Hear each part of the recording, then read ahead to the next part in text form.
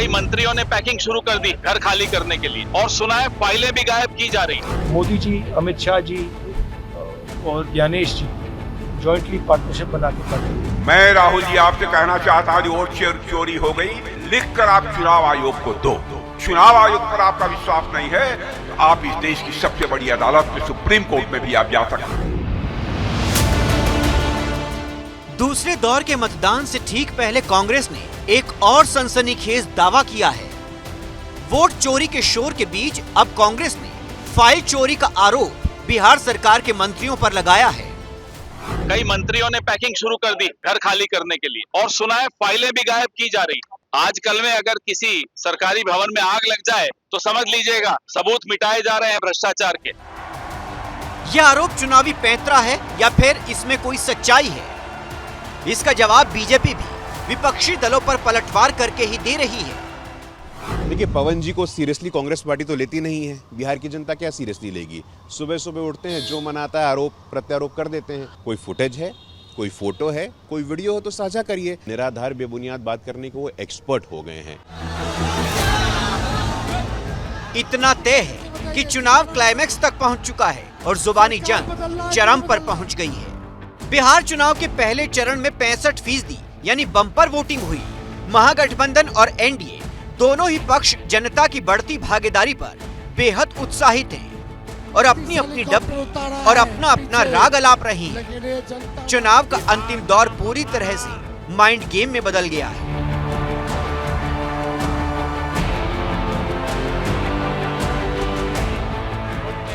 राहुल गांधी चुनाव शुरू होने से लेकर अब तक सैकड़ों बार वोट चोरी के आरोप विरोधी दल पर लगा रहे हैं। आज भी वो इसी लाइन लेंथ पर तीखे हमले बोलते रहे। नरेंद्र मोदी, अमित शाह और ये जो चीफ इलेक्शन कमिश्नर है ज्ञानेश, ये वोट चोरी कर रहे हैं। बिहार के युवाओं से कह रहा हूँ, बिहार के जो जनरेशन जी है उनसे कह रहा हूँ, हमारी सबकी जिम्मेदारी है, आपको सावधान रहना है। पोलिंग बूथ पे वोट चोरी नहीं होने देनी है।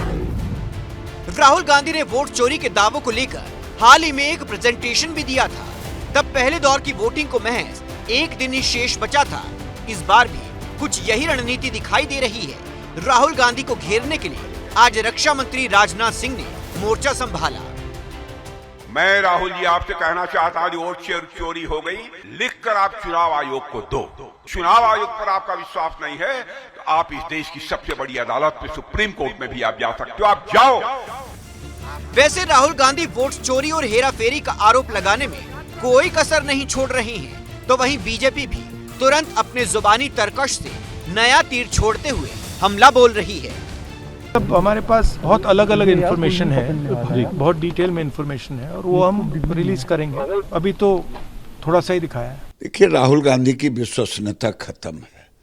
60 साल के हो गए, अभी भी मसल दिखा दिखा करके लोगों को अपने को जैन जी कह रहे हैं। वीवीपैट के मुद्दे पर तो दोनों ही गठबंधन एक दूसरे पर तीखा हमला बोल रहे हैं। आप देखिए वीवीपैट की पर्चियां किस तरह खुली पड़ी मिली, और जब वीवीपैट की पर्चियां लोग देखेंगे तो उनके मन में आशंका इस बात की होगी कि चुनाव आयोग निष्पक्ष चुनाव कैसे कराएगा। देखिए, सिर्फ नालंदा में ही नहीं, दानापुर में भी मैंने सुना, बहुत जगह ये सीसीटीवी। तो आखिर इसका कारण क्या है?